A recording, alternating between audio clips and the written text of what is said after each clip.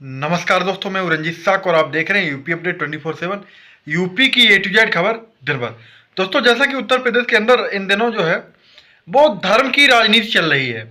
कोई कह रहा है कटोगे तो बटोगे, और कोई इसी का कटाक्ष कर रहा है और कह रहा है कि जो भी कटने और बटने की बात करेगा वो खुद पिटेगा।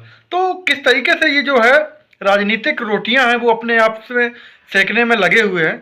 लेकिन इसमें सिर्फ और सिर्फ नुकसान उस गरीब तबके का है जो धर्म और जाति के नाम पर आपस में बैर बांधता है। जैसा कि आपने बहराइच का ही एक इंसान जो आप सभी के बीच में आई थी सामने, जिसमें एक गरीब ब्राह्मण परिवार धर्म के चक्कर में ही वो जो है अपने प्राण त्याग देता है।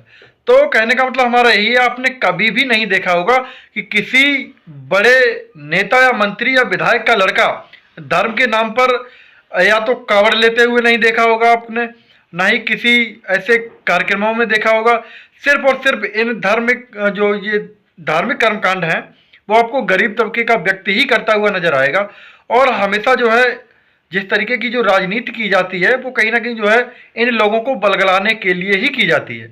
आप सभी से मैं आग्रह करना चाहूँगा कि आप लोग शिक्षित बनिए। अगर आप लोग धर्म और जाति के विशेष पर अपने पड़ोसियों से बैर बांधेंगे तो ये अच्छा नहीं है।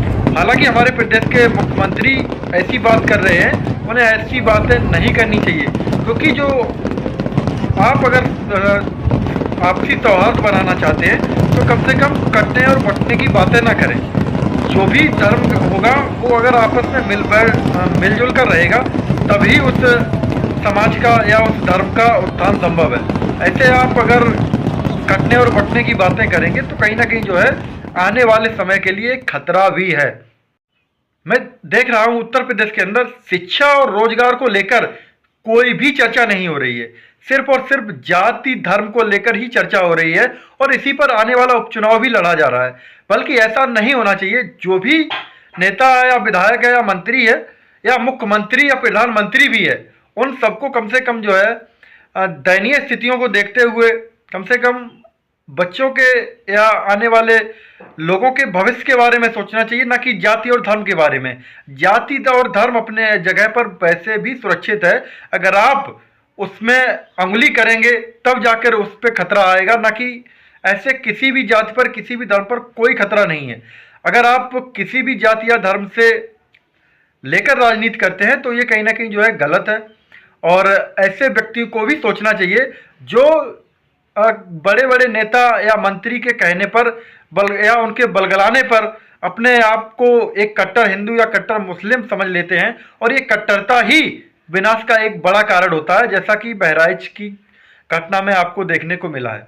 ऐसी बहुत सारी घटनाएं हो सकती हैं। अगर आप ऐसे अपने आप में सुधार नहीं लाएंगे तब आपको अपने आप में सुधार लाना है, शिक्षित बनना है, तार्किक बनना है। क्योंकि कभी भी आप देखते हैं कि तर्कशील व्यक्ति कभी भी अंधभक्त नहीं हो सकता है, किसी भी जाति या किसी भी धर्म के लिए इतना ज़्यादा कट्टर नहीं हो सकता है। तो इसीलिए आपसे मैं उम्मीद करूंगा कि आप लोग धर्म की जाति के लिए कटने मरने की बातें नहीं करेंगे।